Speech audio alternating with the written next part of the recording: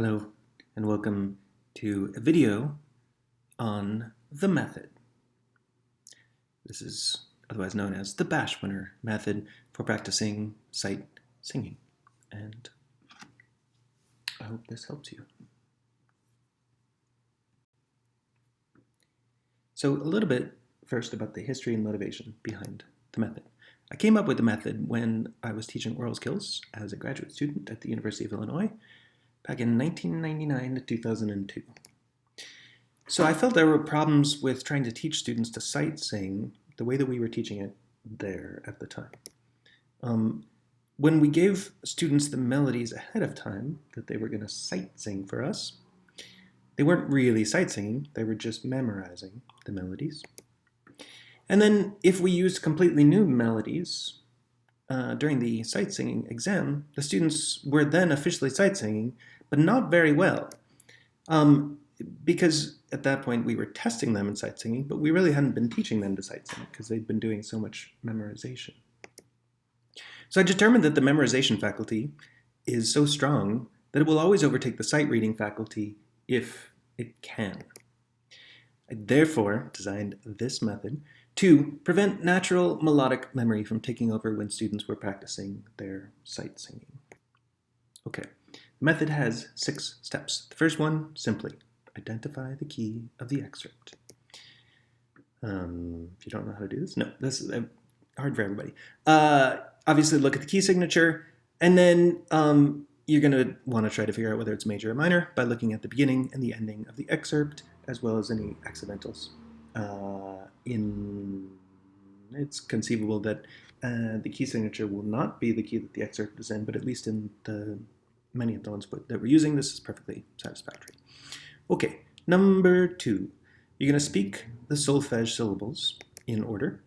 What I note is that when students are doing this on their own, practicing by themselves, they can do this arrhythmically, or if it's a one-on-one meeting with the teacher. But when you're doing this as a whole class, I always set up a metronome and have everybody speak the syllables to the metronome beat. Number 3, you're going to sing the syllables, the solfege syllables, in order. So now you're singing, not just speaking, but you're still doing it in order. And there's a couple of methods, which I define on a later screen I explore. There's the drone method and the shadowing method. I want to emphasize that students should not be allowed to hear a given note, the note they're trying to sing, before they're able to produce it themselves. And then after a mistake, students should almost always return to the beginning of the exercise, being sure not to memorize just the sound of the correct pitch, right? But instead, to practice finding the correct pitch based on whatever method they're using.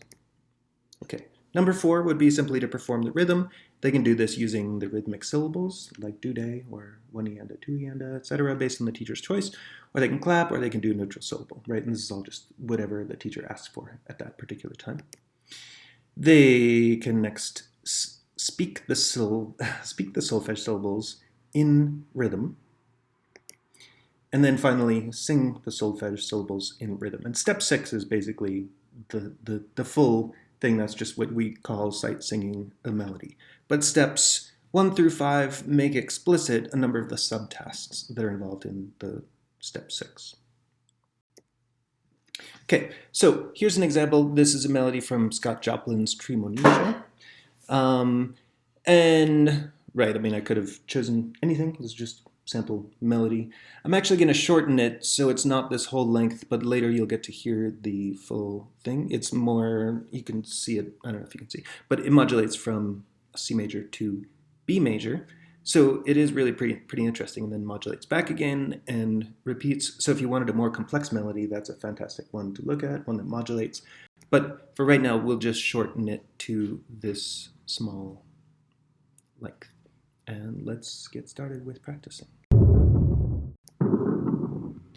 So this is step 1. All we have to do is identify the key. I actually told you the key a couple of moments ago, but maybe you've forgotten. So first thing we do is we look at the key signature. There's no sharps or flats. So we're going to assume it's either in C major or A minor. Next thing we're going to do is we're going to look at the accidentals, look at the beginning and the end. That really doesn't help us in this case. There's an E at the beginning and the end. There's D sharp accidentals. There is an F sharp in the middle of that second bar that might make you at first think that this might be an E and that just the key signature does not correspond to what's here. But it, this melody just happens to be a little bit tricky in that sense. This is definitely in C major. You'll get to see that when you see the accompaniment on the later screen. But for now, you just have to trust me. And most melodies are not this hard to figure out in terms of key. So first thing we figured out, so step number 2, we're going to speak the solfege syllables in order. If I were by myself or working one-on-one with a student, we might do this without a metronomic beat, but I'm going to show you with a metronome beat. So if we were alone or it's one-on-one, you could just do mi, re, mi, fa, mi, fa, fi, sol. You could really go pretty arrhythmically, but we're going to try to do it with a beat. So let me give us a metronome beat. Just do 60.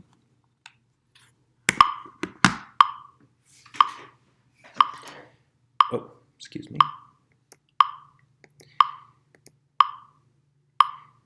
Mi, re, mi. Excuse me. We're not doing it yet in the rhythm of the notes that are there. I should have actually read my slide. The term in order means not yet in the rhythm of the excerpt. So we're going to speak the solfege, but just in order, an isochronous beat. It's going to be mi, re, mi, fa, etc. So when alone, the students can do it as arrhythmically as they want. As a class, you should use a beat, so we're using the beat. You guys can try it with me. Ready? And mi, re, mi, fa, mi, fa, fi, sol, la, do, mi, re, mi, sol, re, mi. Now, I know you might be thinking like, well, the students are learning the wrong rhythm for the excerpt. I actually think that's one of the bonuses you get. This way, you're not yet memorizing the rhythm. You're also obviously not yet memorizing the melodic sounds of it, and you're getting a fresh exercise in assigning solfege. So you can see how some people might disagree with this method because it's the wrong rhythm, but I think that actually gives you a lot more exercise with just a single melody. Okay. So step 3, singing the solfege in order. So we're doing exactly the same thing we did with the last step, but now we're going to sing it. So I'm just going to give myself a C.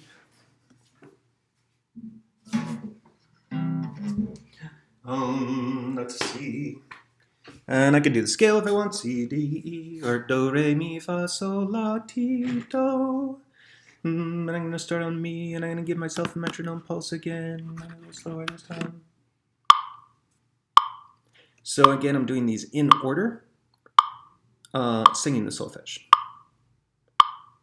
Mi, re, mi, fa, mi, fa, fi, sol, la, do, mi, re, mi, sol, re, mi.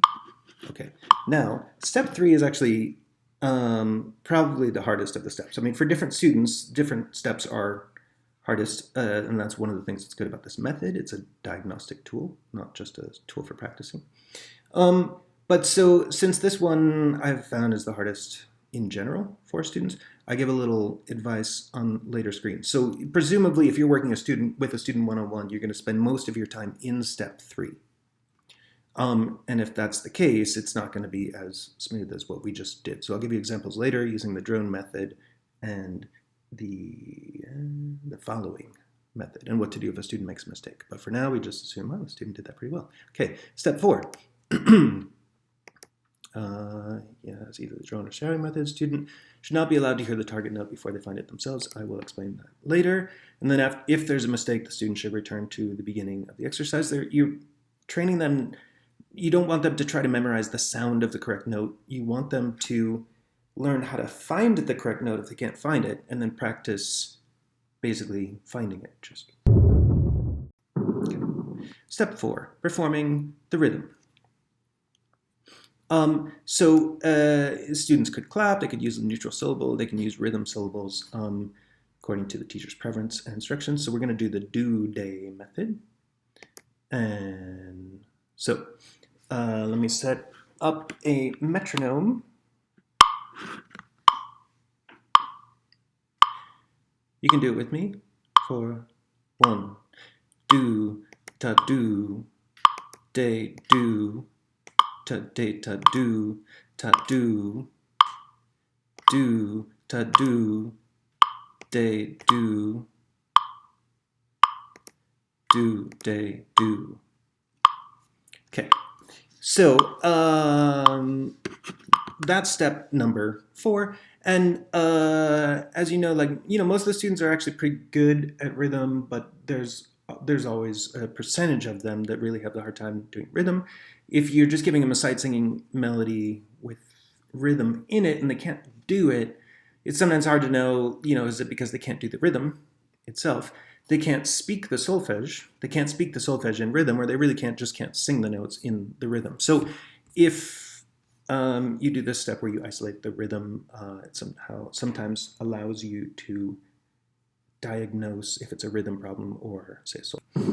Okay, so the next step, then, we are going to speak the solfege just like we did before, but this time we're going to speak it in that rhythm that we just figured out.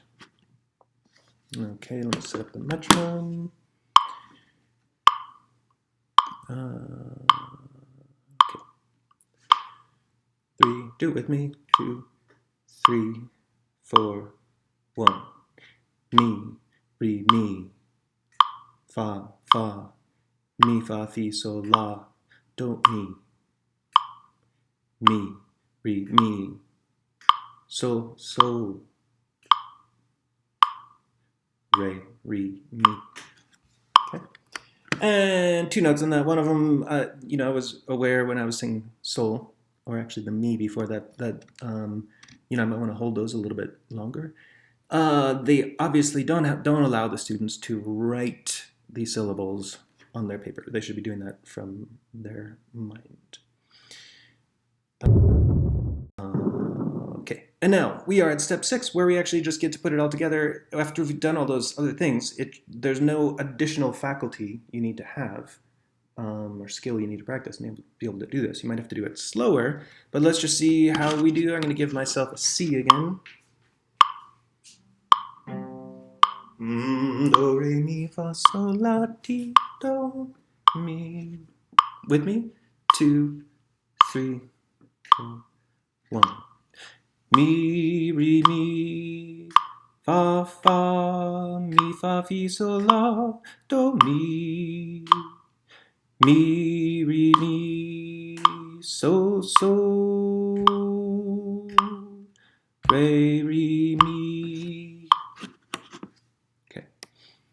So, as I mentioned, step 3 is often the crucial one. This is the one where I have found that students just have the most difficulty. This is the thing they most need to learn in college, at least in my experience. So when you're working with students, you often spend the most time in this step, and that's one of the good reasons that it's useful to separate it out from the others. So, step 3, by the way, is singing the solfege in order. So for the step, there's 2 ways of proceeding. One is the drone method, and one is the shadow method. For the drone method, you give the tonic. Tonic note is given. This may be sounded throughout the exercise. And if at any point the student can't find a note, she just returns to the drone, which is the tonic, and sings the scale up to the desired note from the drone. And then once they've done that, then you go back to the beginning. You don't just keep going from there. So they can't find the note la. You say, okay, where's do? You have them sing upward from do to la, and then you're like, okay, now I know where la is. Let me go back to the beginning. And for the shadow method, each note that is sung by the student that is right is rewarded by the keyboard player, by the teacher, played right after the note is sung. Sorry, that was a little bit garbled. But the student sings a correct note, and then you play that note right after they sing it. And then you can have a drone going on at the same time as well. So I will show you what that looks and sounds like here. Okay, so here we have the drone method, during which the tonic note is given. The note can be sounded throughout the exercise. If at any point the student can't find a note, he/she returns to the drone, sings the scale up to the desired note from the drone, and then starts anew from the beginning. So I will do this, and when I get to the second to last note of the first phrase, the do there, I'll make a little mistake, and I'll show you what happens. So I'm going to give a drone. You could give the drone up here if you wanted to, right? It doesn't matter. But I'm just giving C as a drone, and let's say they can't even find the first note, and you say, "Where's sing do, do, walk up till you get to me, do re mi." Then you're like, "Me, yeah, that's great, me, re," and doing this not in rhythm. With a whole class, you could do it with a metronome. I'll do it. Go ahead and do that. So mi, re, mi, fa, fa, mi, fa, fi, sol, la. Oh, shoot. Mi, re, mi, fa, fa, mi, fa, fi, sol, la, do. Right? So I made a mistake there. Professor says, aha, stop. When you sang what you thought was do, you didn't sing do, you sang T. Let's find that high do. So where's your low do, do, re, mi, fa, sol, la, ti, do. Okay, now as we're going along, go back to the beginning, and when we get to la, let's just take a moment and then think, even sing up to do from the beginning of the scale. Mi, re, mi, fa, fa, mi, fa, fi, sol, la. How do we find do? Do, re, mi, fa, sol, la, ti, do.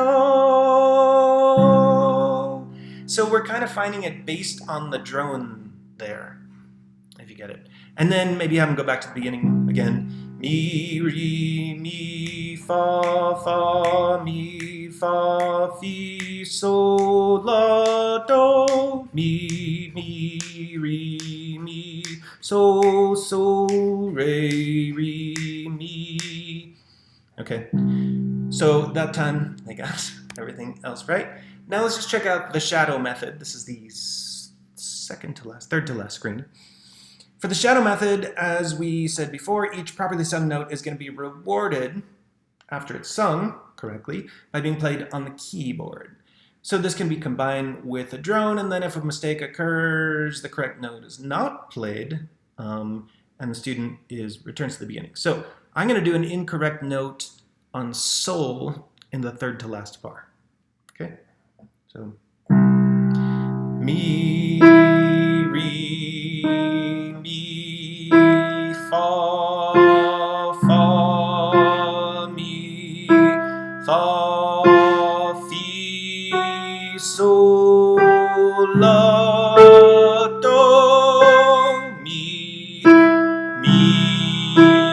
re, mi, sol. Okay, there I did a note wrong. I was careful on the piano not to play it.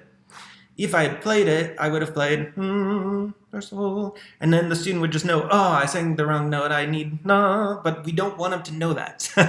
We don't want them to be able to hear the pitch that they didn't get right.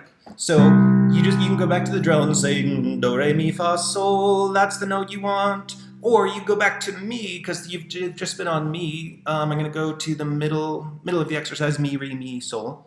Mi, re, mi. I'll make my mistake again. Sol. No, that's not right. Where's your mi? That's the last note you got right. Mi. And walk up from there. Mi, fa, sol. Mi, sol. Mi, re, mi, sol. Okay. So they can now practice getting sol from the pitch mi, and then go back to the beginning. Mi, re, mi, fa, fa, mi, fa, fi, sol, la, do, mi, re, mi, sol, sol, re, re, re, mi. Okay, so now you know that they can find it themselves, and they're only finding it based on these two things. One of them is assuming that somewhere in their head they've always got the tonic pitch in there, and if not, they're at least practicing going back to the tonic pitch and finding that. And the other thing that they're doing is they're at least always aware of whatever note they just sang, and they can get to whichever note they want next based on the note they had just sung. Okay, so I wanted to play for you this original excerpt, right? I didn't get this out of the, dang, what's that book called? Anyway, I didn't get it from one of those book of excerpts. I just chose it from Scott Joplin's Tremonisha Overture, and just looked in there for a melody that I thought was like great. And then I ended up simplifying it. I first wrote out the whole thing, and then I was like, maybe that's a little too long. So I made it a little bit shorter, but it ends up being a perfect melody. And then this introduces students to Scott Joplin, who is obviously an amazing composer and just isn't in our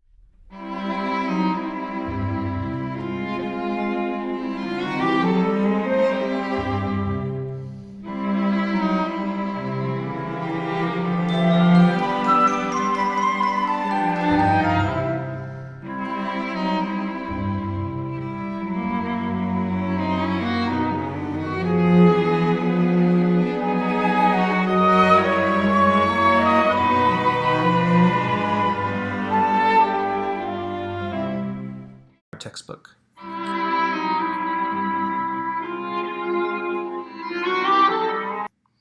Okay, so in conclusion, this method that I'm giving you, even though it has my name on it, I recognize that it's not appropriate to every situation. It's really intended to be an algorithm for practicing the skills necessary for sight singing. I also think that it is an excellent diagnostic tool. So when a student's having trouble sight singing a melody using a traditional approach, the method can be used to determine where the problems are. For instance, is the student just not able to figure out what key it's in? Obviously, if they can't get the key, they have no idea what the solfege syllables are supposed to be, they're not going to be able to sing the right notes, right? They're really just guessing. So that's the problem. That's why it's step number one. Are they having trouble assigning solfege syllables or rhythmic syllables? If they're having trouble assigning solfege syllables, that would be in step 2. It makes total sense that they're not going to be able to sing the right pitches in step 3. They're not going to be able to speak the solfege in rhythm, certainly, and certainly not sing solfege in rhythm, right? Maybe they're having trouble with rhythmic syllables, and maybe they can even do the rhythm fine, but then you can still isolate and have them practice rhythmic syllables on, say, every melody that they do, have them just do a version where they're doing rhythmic syllables in isolation. So one way or another, it still very much helps to know if that is the problem. So then another problem that they might have is finding the scale steps based on the melodic solfege. So this is what you have in step 3, right? Step 2 is assigning the solfege. Step 3, we're still not doing anything with rhythm. We're just turning the solfege, right, which is our mental conception of where the note is in scale space, turning that solfege into the sound of the note within that scale space. So, like I said, most people have most of their problems here. This is, I think, the hardest thing about sight singing. I like this method because it helps you isolate that step. But maybe that isn't actually the problem that the student is having. Maybe they're having some other problem. So this helps you figure out if that's the problem. And then lots of times students say that the reason they can't sight sing is because they just can't perform the solfege in rhythm. So having them speak the solfege in rhythm at step 2 obviously helps them work on that. You can see whether they're accurately assigning solfege. And then you can isolate in step 3 whether they're able to turn that mental conception of solfege into pitch space, irrespective of rhythm getting in the way. So that helps at least get past that sort of excuse that students often give. Sight singing, I'd like to point out, is very, very complex task, and of course we know that, but it helps to see it decomposed into its many subtasks. And the method seeks to therefore isolate these individual subtasks for the purpose of both building skills, right? This gives you a way for students to practice sight singing, right? You just say, hey, perform the method for me on this melody, or make me a video where you're performing the method on this melody. And it also helps you diagnose problems if they're trying to just perform a melody at sight the traditional way and it's not working. You can use the method, the 6 steps, to figure out which step they're having the most problems with. And then finally, something that I think is good, and I know it'll open, the method is open to criticism because of this, but I think that this method is valuable because you get about 5 times as much practice with any given melody when you perform the method as compared with the traditional approach. Even if someone's really good at sight singing already and can just jump in with step 6 and perform the melody, which is great, having them do the 6 steps of the method is still actually pretty valuable. It makes them get even better at solfege. It makes them get better at the rhythmic solfege. It makes them get better at finding the notes and performing them in the isochronous meter, just because it gives a different meter for the exercise where it separates out the pitch content. And final thing I will say is that I mentioned at the very beginning that our memory apparatus is really strong, and our memory apparatus is stronger than our sight singing apparatus. And what I mean by that is basically the first time you hear a melody, you can remember it. Like, you don't even need training for that. It's obviously some people are a little bit better at it than others, and when we do train students, we try to get their memory to be better. So I'm not saying memory is a bad thing. I'm definitely not saying that. I think, though, that it is very difficult to teach sight singing simply because our rote memorization capacities are so good that we get very little traction on a single melody, because the second we hear it once, as soon as we hear it once, we're going to remember it. So the point of the method is to kind of deconstruct a melody into separate tasks. And it isn't just for diagnostic purposes or for practice. It's also for interacting with melodies in a rich way that, in a sense, turns a single melody into a bunch of different tasks. Okay, I hope this video was helpful, and thank you for watching.